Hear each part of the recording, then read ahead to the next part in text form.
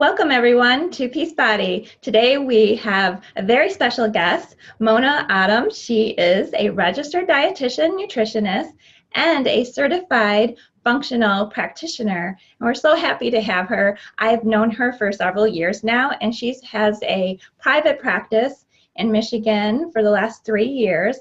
And she is so dedicated and such a caring person. She is meticulous in her research, and so I'm delighted to have her today to see what she has to say about stress and the gut. Hi, Mona. Hi. Thanks for having me. Definitely. I'm so glad you're here. So you have some slides for us, and you'll want to tell us more about yourself as well. You can go ahead and share those on the screen when you're ready. Okay. Oh, all right. Let's see. So while you're doing that, I just wanted to tell everyone, I've had a lot of gut issues in my life, and so an integrative functional medicine practitioners have helped me the most. It's a totally different way of looking at health in general, and I've really had a lot more improvement with going that route. So I'm all about this subject. So, okay. All right. Oh, here we are. Okay. Are we ready? Definitely. Okay. So what I'm going to talk about today is how stress and trauma affect gut health.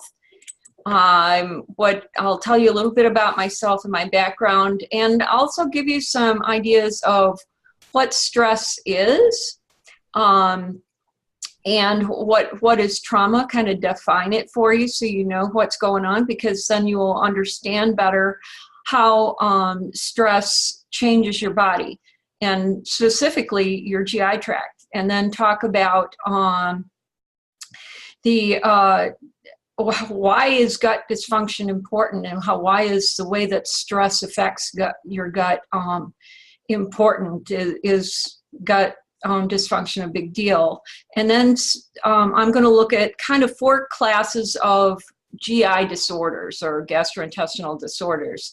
Constipation, GERD or gastroesophageal reflux, leaky gut, which is called intestinal permeability today in the research, and IBS and SIBO, which have a lot of overlap. And then talk about what do we do? What do you do about all of that? First of all, I started out as a nerd, and I kind of stayed that way. I am a nerd. I got an engineering degree way back there. I tend to be entrepreneurial and love the independence of having your own business. Even though I am kind of a nerdy engineer, I really am a farm girl at heart and a gardener. I love growing food, preserving food, cooking my own food that I've grown in my garden.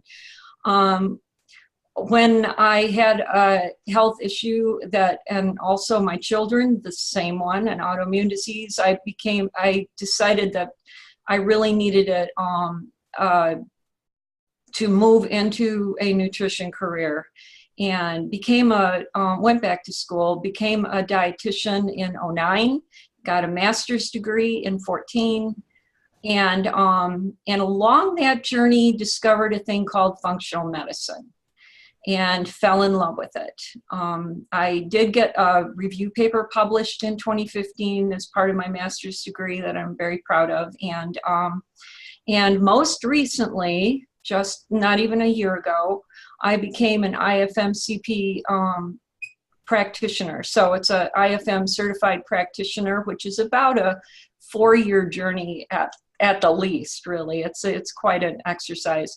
I've also trained with Bredesen in Alzheimer's reversal. And as Julie said, I've been in private practice for 3 years. So a little bit about why did I fall in love with functional medicine. And what I'm going to ask you to do as we go through this process is follow the breadcrumbs, because functional medicine, it looks for the cause of the cause of the cause. Rather than treating symptoms, it looks for what's the underlying cause of this problem and working on that, because you can treat symptoms, but then your disease progresses forward. So what I love about functional medicine is that you get people well. You don't just make them more comfortable, you solve their problems. And so it recognizes that everyone is unique and biochemically and genetically, physiologically unique. So that something that works for one person won't necessarily work for the next. The patient is the heart and the focus of the practice. You really get to know the patient, listen to them, understand their story. The goal is to create balance, and it looks beyond the mind and the body to the spirit, and what is really how all these things work together to either create imbalance or to restore balance, which is certainly relevant today. All of the symptoms are connected, and that's where I'm talking about following the breadcrumbs. I'm going to ask you to follow the breadcrumbs, because when it comes to stress and GI tract, many things lead to other things, and they all are end up being connected, and you have to chase them all back to what really was behind all of this.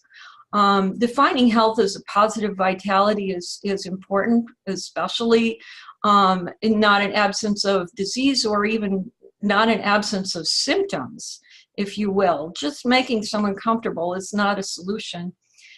People need to get better physically, not just kind of mask symptoms. And then promoting resilience. And in the case of stress, this is a really important idea. And what I love is that food always comes first, and you always look at food first as an intervention. Now, I'm going to skip over that because we are really focused on stress and relaxation today. But so we're going to skip right into stress. And first of all, I need to define stress and trauma. Stress is all about the autonomic nervous system, or the way that your body manages what it's dealing with in the environment. Stress is actually a perception of your environment, how you perceive what's happening. Now, when your body and your brain think it's appropriate to enter into fight, flight, freeze, or work, the sympathetic, or what's kind of perceived as the stress side of your nervous system and hormones, kicks in. And it's not all bad, because everybody has benefited from a little stress. You sign up for college, you're experiencing stress. When you sign up to do a talk, you're experiencing stress. Good things come out of a little stress. The problem is when it's too much. So the other side of the autonomic nervous system is a parasympathetic side, and that's the rest, digest, and recover and reproduce, recover, repair. It's the healing side. So when you are having downtime, relaxing, sleeping, all of these other things happen. Now, this is a survival mechanism. Your bodies are brilliant and do choose between whether it's right to be in this excited fight, flight, freeze, get to work kind of stimulating side, or whether or not it's time to have some downtime. And you need both, and you need them in balance. And the problem isn't having stress. The problem is that it's too much and you're out of balance. And what I talk about when I'm teaching people about stress management is that you need to take time to fill your parasympathetic bucket, or build your reserve, if you will. So when you haven't been filling your bucket, or in the case of acute stress or trauma, or whether it's physical or emotional, I say that something in life comes along and kicks your bucket over and empties your reserve, and you really need to fill it. And so you feel those times when you just can't do it anymore. You just got to take a day off. That kind of And a lot of times we ignore those sensations, but keep in mind that losing balance, or what's called in kind of the functional world, is sympathetic tone, just kind of constantly too much on the sympathetic side, too much stress, too much operating in the fight or flight zone. And long-term adrenal function can taper off, and the adrenals play a big role in helping you manage stress. And also I want to point out that everybody's perception of stress, of life, is different. And so some things that you would find very stressful, others find energizing, and vice versa. And so, and everyone's tolerance is different. Sometimes it's genetic, sometimes it's a background. But it's when it's the trauma. Trauma is an acute event of stress that sort of dumps your whole bucket all at one time, if you will. And even surgery will do that, which is why you need time to recover. But what does that have to do with your gut? And I call that, you all have experienced butterflies in your stomach. Something makes you nervous. It's a big day, and something big is happening, and you feel those butterflies. Well, what if they turn into pterodactyls? What if it's just too much? And you feel your stomach just churning, and things really start to go wrong. There are physical changes, pretty dramatic physical changes that happen in your gut when stress gets to be too much. And at any given moment, a little bit of stress, and those stress hormones and neural signals turn down blood supply to your stomach. Well, what happens when you turn down blood supply to your stomach? Nutrients don't get to your muscles and your organs the way they should. And it reduces motility. And I know, what is motility? Motility is moving stuff through.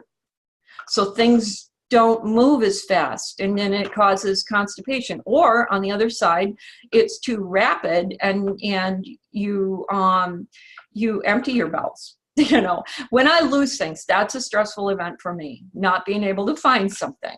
And that will empty my bowels. Sorry about the reveal, but I mean, everybody responds to and finds different things stressful, but it's a rapid and immediate kind of a response to a stressful event. The hormones that regulate digestion and actually turn it on are suppressed. So you don't make as many enzymes, you don't make as much stomach acid. All the things that it's a very, very elaborate kind of orchestra of hormones that release bile from the gallbladder and enzymes from the pancreas, and all those things are slowed down or stopped when there's a sympathetic event, a stressful event. Inflammation is increased. Now, you don't think about that, but your immune system is turned on, and that's a survival reflex. In evolutionary time, when over millennia, as we evolved, stressful events could involve significant injury, and your immune system had to be ready for it. And so your immune system is hypervigilant under stress. And that's important when it comes to your gut.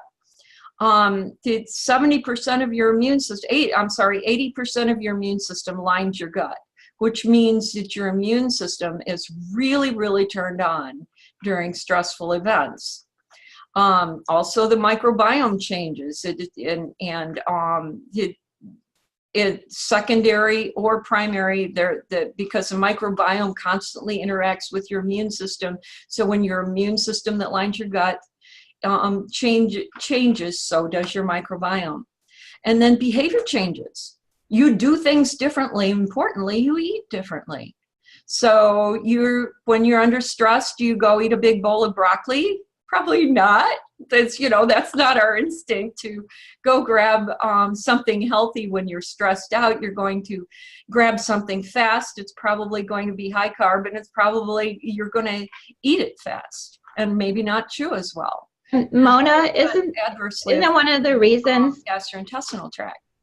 So does it matter? do people have problems with their GI tract? 1 out of 4 people in the United States. Now, I've seen up to 70% estimates have problems with their GI tract. But the conservative estimate is 1 in every 4 people has a gastrointestinal problem that they're seeking medical care for. 1 in 4, 25% of everybody. And if you look at the annual cost or money spent on GI issues, it's averages about $1,800 per person who has an issue per year. It's pretty significant. And of course it ranges, but so what about stress? Is stress important? 12% of people in the country are on antidepressants right now, and that's 12% of the total population. So when you look at midlife women, it actually goes into range of more than half. Depending upon the population you're looking at. Also, 8% are on anti-anxiety meds. And the research I saw on the use of anti-anxiety meds said that 4 times the actual anxiety level in the United States would merit 4 times this level of medication, and that people are just not getting treated for anxiety. So that is, by the way, a conventional perspective that 8% are on anxiety meds, but more like 30% should be. That's their take on that. Stress has a profound effect, as we discussed, on gut function, and gut health has a really profound effect on overall vitality. Anything that affects your gut affects your whole body. It affects your brain. It affects your immune system systemically. It will affect pain level or focus. So the reason that I had total freedom to decide what I wanted to talk about, but in the 3 years that I've been doing this, what I've discovered is that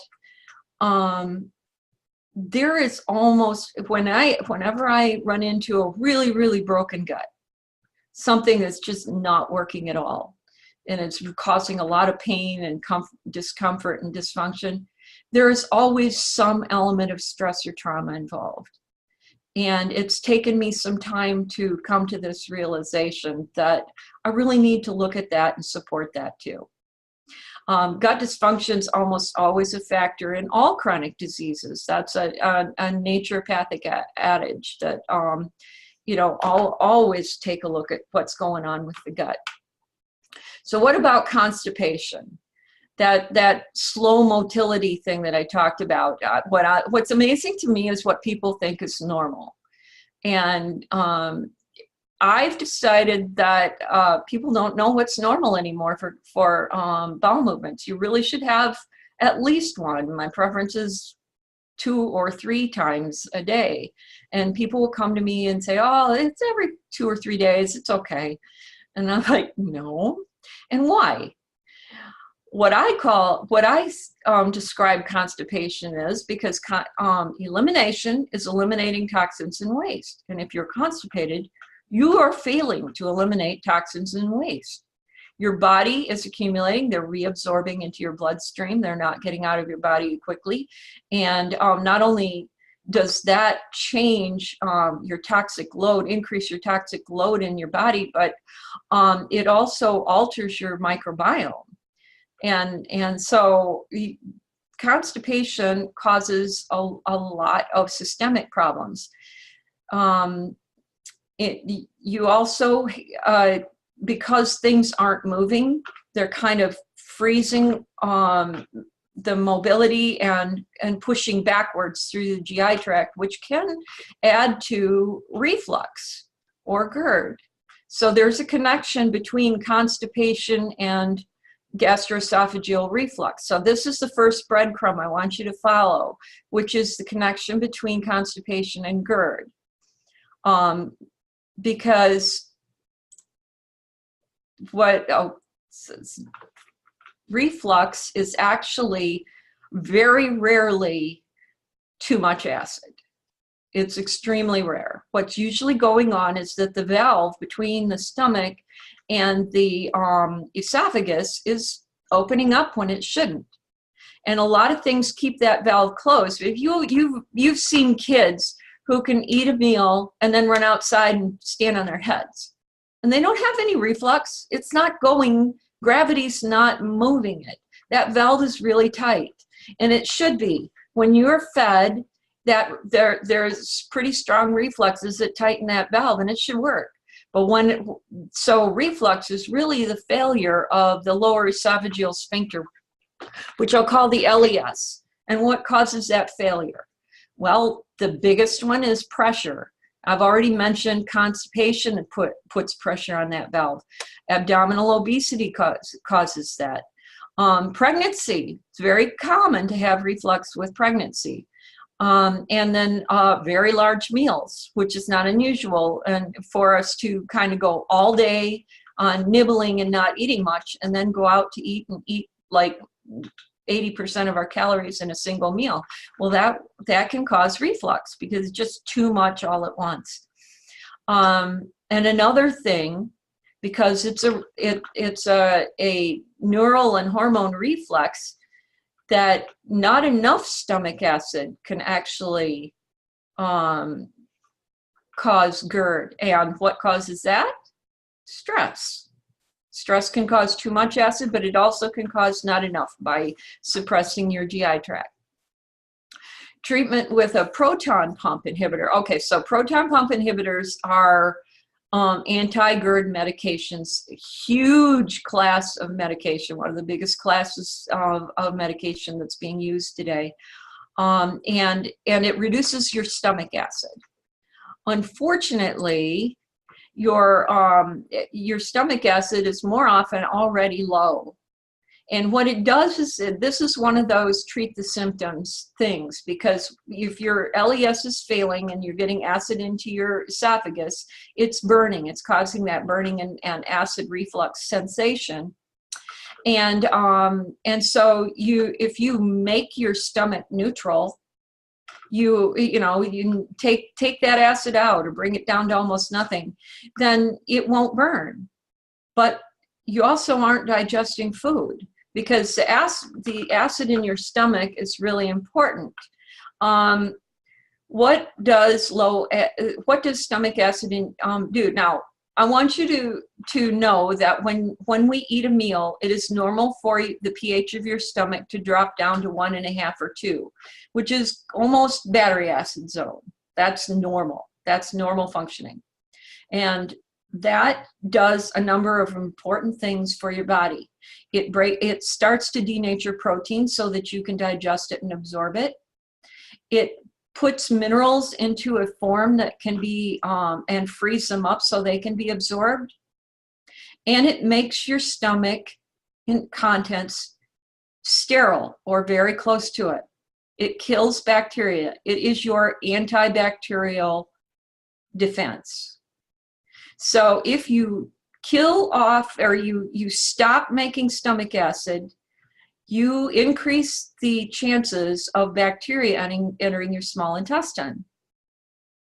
And this is really important. This is the next breadcrumb. You'll follow me to the next breadcrumb, because we're going to talk about what happens when bacteria gets to your small intestine. But when you have poor protein digestion, you have poor immune function, you are weak, you don't make a lot of enzymes the way you should. The protein just is your structure and function nutrient, and not having enough of it causes all kinds of systemic problems. But here's something that a lot of people don't realize. Poor mineral absorption leads to anemia and osteoporosis, poor iron status. And so follow the breadcrumbs. Stress can impact your digestive tract and lead to anemia and osteoporosis. And you add a proton pump inhibitor, and both of these get a lot worse. And I've seen this. So stress, trauma, IBS, and what's hiding back there is SIBO. So if, let's say that bacteria that doesn't belong in your small intestine. And generally, your small intestine is sterile. Unlike your large intestine, your colon, it's sterile. And there's a valve between those two that should be working also. But if you have very low stomach acid, for example, the small intestine is not sterile. And then you start getting bacteria there, and that is a much more fragile environment. The surface of your small intestine is meant to be an absorptive surface, to absorb things that are there, nutrients. It blocks out things that shouldn't be there, but it's not designed to block a lot of bacterial byproducts. So what you get when there's bacteria there is a whole lot of inflammation, and this starts to cause pressure and gases. The bacteria will get to fermentable sugars, and here's a learning that I had. So everybody in the conventional world is grabbed onto the FODMAP diet. And the FODMAP diet is an acronym for fermentable oligosaccharides, disaccharides, monosaccharides, and polyols. Those are difficult to digest or late digested carbohydrates, and they are fermentable. It shouldn't matter if they're fermentable if the bacteria that ferment them aren't there, right? There should not be bacteria in your small intestines to ferment these things. It's the presence of bacteria that make FODMAP diets work. You pull out the things they feed on, and now you feel better. That is another treating the symptom. And believe me, you don't want to be on a FODMAP diet forever. That is a very restrictive diet. So remember that the small intestine should be sterile, and that it is not sterile is why a FODMAP diet works, and why IBS, which involves a lot of inflammation, because the bacteria in the small intestine is inflammatory, as well as the byproducts that it makes very inflammatory. And it makes LPS, which lipopolysaccharides, which are inflammatory particles that then enter the bloodstream from the small intestines and cause systemic inflammation. So the underlying causes of IBS are partly small intestinal bacterial overgrowth. And let me say this, it's not always bacteria. Sometimes it's fungal overgrowth. Sometimes it's not necessarily candida, but it can be a fungal overgrowth in addition to or instead of a bacterial overgrowth. And SIBO is often caused by low stomach acid, which is significantly contributed to by stress. So also proton pump inhibitors. And the other thing that happens with, and this is all really an inflammatory response in the small intestines from things being there that shouldn't be. Food sensitivities happen. And food sensitivities are part of the inflammatory response, where you're not digesting and breaking down antigens because of the stomach acid. So now they get into the small intestine, now there's inflammation, they get into your bloodstream, and your immune system creates a reaction to them. All those things contribute to SIBO. And if you're following those breadcrumbs, these things are all related and connected, and they can all connect back to some stressful or traumatic event. Not necessarily, it could be some other things, but stress can do this and cause this cascade of events. So I mentioned leaky gut, intestinal permeability. About 10, 15 years ago, there was a lot of eye rolling about leaky gut. Oh, that doesn't happen. Well, now the research is absolutely full of studies talking about what it is and what causes it and how to measure it. And there's very good ways to measure it. So intestinal permeability is an inflammatory response, and it opens up the junctions between cells in your GI tract and lets things through that shouldn't get through. And your immune system is very angry about it, and it causes both local and systemic inflammation. And since 70% of our immune system is lining the gut, you react pretty profoundly to protein particles that really don't belong there, and then allergies develop, food sensitivities develop. And another thing, which is a very big problem now, is autoimmune diseases. And autoimmune diseases are a consequence, we now know, of one of the elements is a leaky gut. It's a necessary element. So just to talk a second about autoimmune diseases, Alessio Fasano did release some really landmark research a while ago, and he was really focused on celiac disease and gluten sensitivity, and that cascade or that constellation of adverse reactions to wheat. But what he found was, and this hypothesis is proven for all autoimmune diseases, is that there's a version of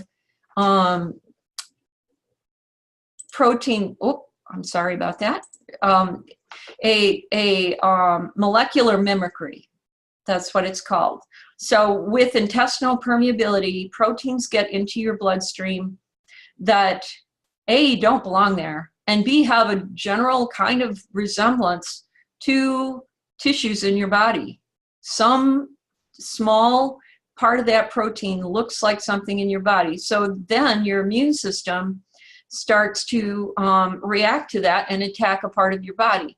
And so that is the sequence of events of autoimmunity, and autoimmunity cannot happen if you do not have an intestinal permeability event. This is one of the necessary. Now, you do have to have some sort of genetic vulnerability, and you have to have a trigger. In the case of celiac, the trigger is gluten. It might be some sort of bacterial infection that accompanies the intestinal permeability. This is often the case with rheumatoid arthritis, for example. So what do we do? What do we do about all of this? And you need to, in the functional medicine world, we use the 5R program. And when I was first trained, and starting back 3 years ago when I first learned about this, I knew what to do with the first 4. I mean, I really was focused on those. And that last one was really fuzzy. So the 5 R's are remove, replace, reinoculate, repair, and rebalance. And remove is removing food intolerances, testing the GI tract to see if there's toxic bacteria, remove toxins. Replace, are they malnourished? Do we need to get their diet improved? Are there nutrient deficiencies we need to replace? Feel pretty confident about being able to do these. Also probiotics and fiber. Which probiotics? What's going on? What do you think is the best? And whether or not fiber is, and which fiber is the right choice. And then repairing, which is restoring the immune system, kind of balancing the immune system and healing the surface of the gut. But that last one, rebalance, that's where stress comes in. And what I call scheduling filling the bucket. So giving yourself a break to fill your parasympathetic bucket, renew and heal. If stress is driving all of this, will it get better if we just do this? If we just do the first 4? Unlikely. And in fact, what we know about trauma is that there's some level of permanence to trauma. Trauma punches a hole in your bucket, so it's always trickling out. One of the things that really fascinating research is that it's a Brazilian study of descendants of survivors of the Holocaust. And what they found is that neural responses to stress and the impact of the trauma and experience of the Holocaust crosses generations into children and grandchildren. The genes don't change. It's the way they're regulated. And so regulation of genes changes with traumatic experiences. If they're traumatic enough, they change in a somewhat permanent way, which is why it's really important to be intentional and deliberate about restoring balance. So what do you do? How do you fill that bucket? And I really say being deliberate with filling your bucket is one of the, I love deep abdominal or diaphragmatic breathing because it's so quick and easy. And I'm sorry, I'm a victim of type A personality and kind of being having that engineering background. I don't take the time to refill my bucket as well as I should, but this is a powerful tool. And deep abdominal breathing stretches your vagus nerve, which is the vagus nerve innervates your GI tract. And the vagus nerve is selectively a parasympathetic nerve. And so when you stretch that nerve, you engage that system and you do it quickly. And so when you breathe and when you're stressed, you think about what you're doing. You're breathing all up here. It's all shallow breathing, and you're not really giving yourself lots of oxygen. You're not really cleansing the toxins out of your lungs. So this trains you, and this is another trick that I do for people who really need some help with their GI tract, is that do it before you eat. Just take 3 minutes and do deep diaphragmatic breathing before you eat, so that you turn on your digestive tract and you're ready to digest, because it's so compatible with digestion. So for just a second, let's take give it a try just once through. Usually it's 5 cycles to really engage parasympathetic hormones and neurons. But you put both feet on the floor, and you can close your eyes if you'd like.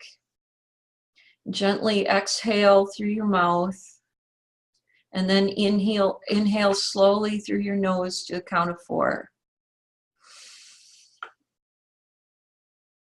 Put a hand on your abdomen so you feel it pushing out, and then exhale for a count of 4 to 7, 3, 4, 5. And just kind of breathe. I'll get just a minute. I breathe slowly. Feel your abdomen push out.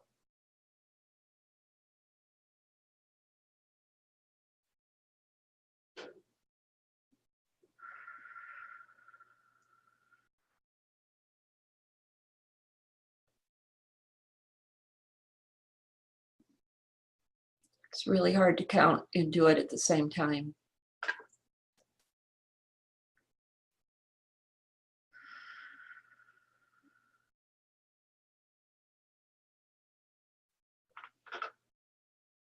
One of the things that I've done with people when I'm teaching them deep abdominal breathing is that I put a pulse oximeter on their finger, and a pulse oximeter measures oxygenation of your blood, but it also measures your pulse and whatever your baseline is. And people's baseline, it depends on a lot of things. And, stress is one of them.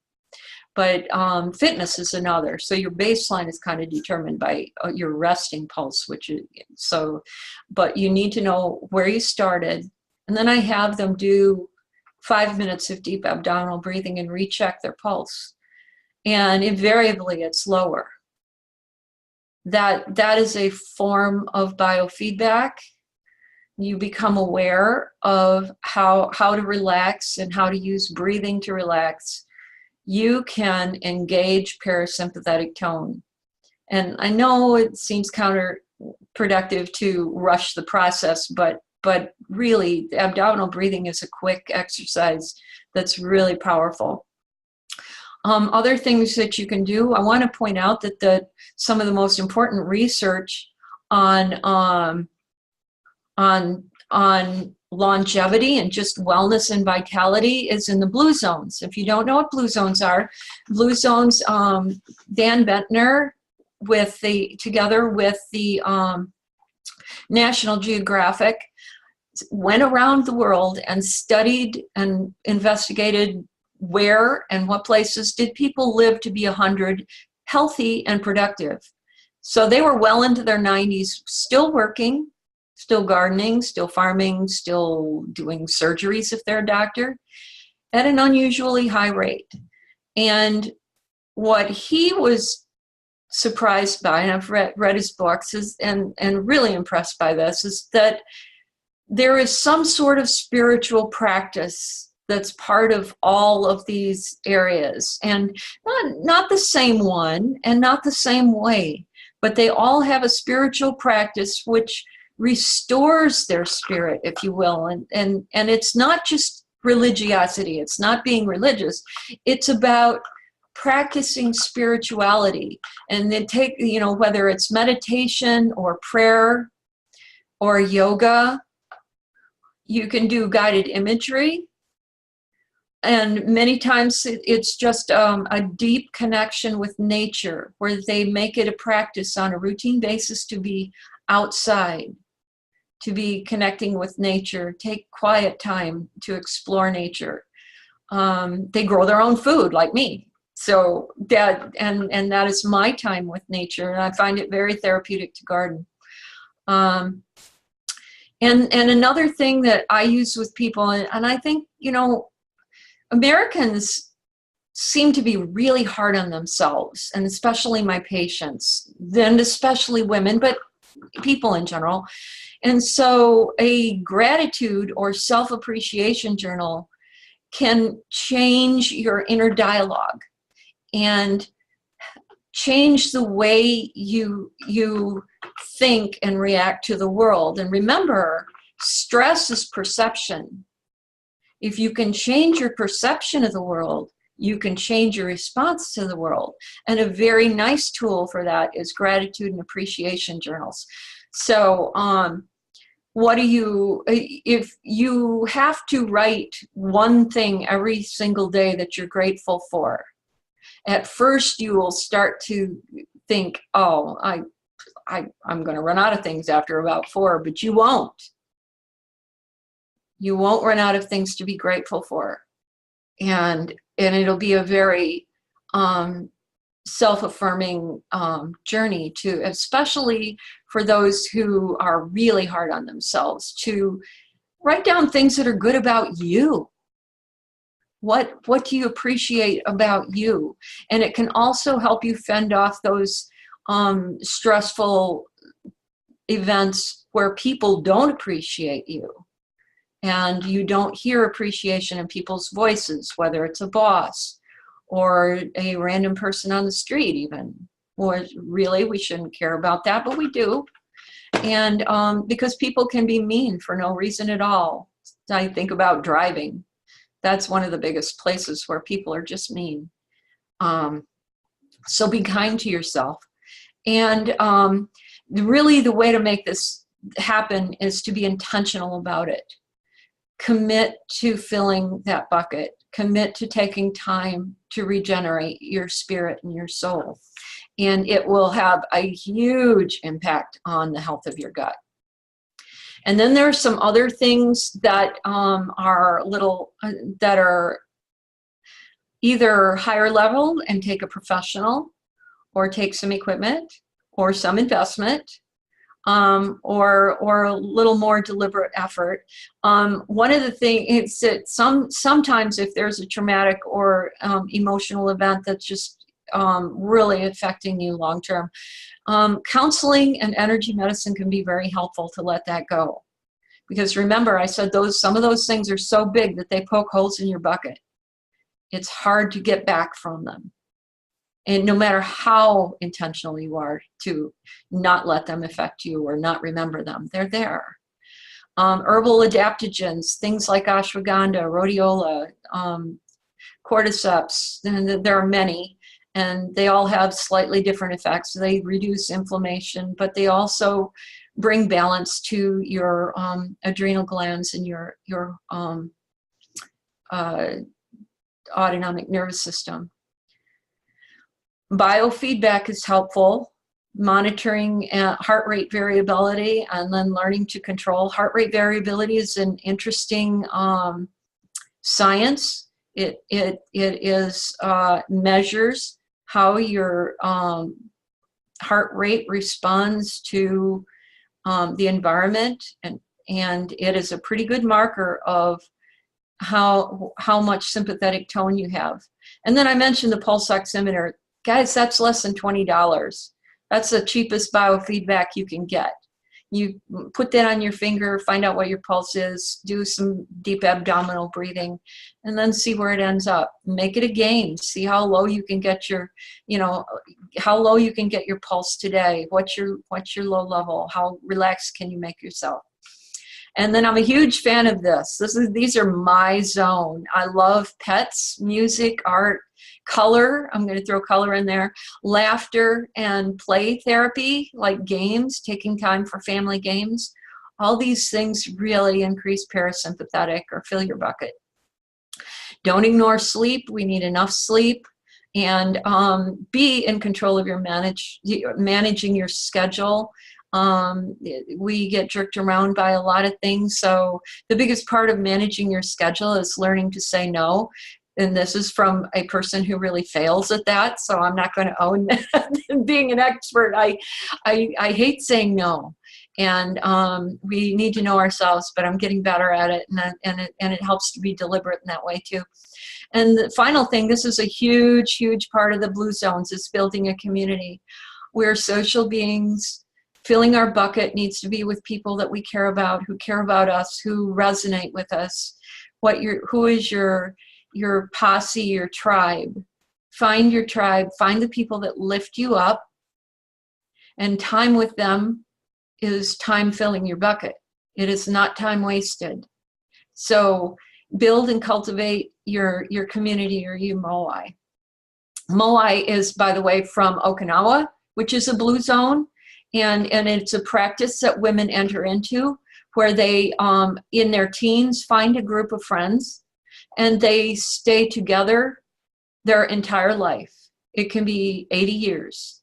They stay, anything that happens in their life, they all gather around if there's a crisis or a tragedy, and they all help. They drop what they're doing, they leave their jobs, and they step in to help this person through whatever's going on.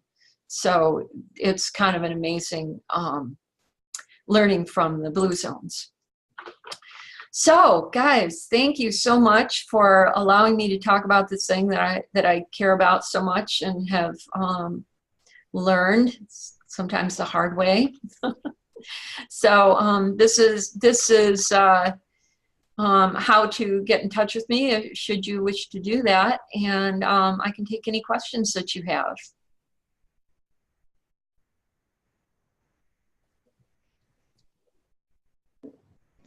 So Mona, can you hear me? Yep. Okay. So I was wondering on the let's see, for the herbs, another popular one, of course, you said there are many, is holy basil. Yes, absolutely. Yeah, and so with that, with the herbs, I always make sure to tell people that if you're going to attempt to take things on your own, which I don't advise, I think you should be working with a professional yes. in herbology, but also that if you're already taking a medication like that affects your brain or nervous system, such as an anti-anxiety or antidepressive, medication, you shouldn't take them both at the same time. Oh, good point. Yep. So do they you can interact? Yes. Right. Mm-hmm. I was wondering if you thought that the with the gluten, if partly one of the reasons that people are becoming more sensitive to it that are non-celiac is that we have more people with gut issues, and so that's making them more susceptible to reacting to gluten. Do you know if there's any research ongoing with that by chance? I haven't seen the research, but I believe that to be the case. I mean, we have a lot of toxins in our environment and in our food, and a lot of stress. And so our GI tracts, as you mentioned, are really they're kind of generally inflamed and not functioning well. Almost universally, the standard American diet is very inflammatory as well. And so you add that kind of toxic and inflamed environment to something that is somewhat inflammatory on its own.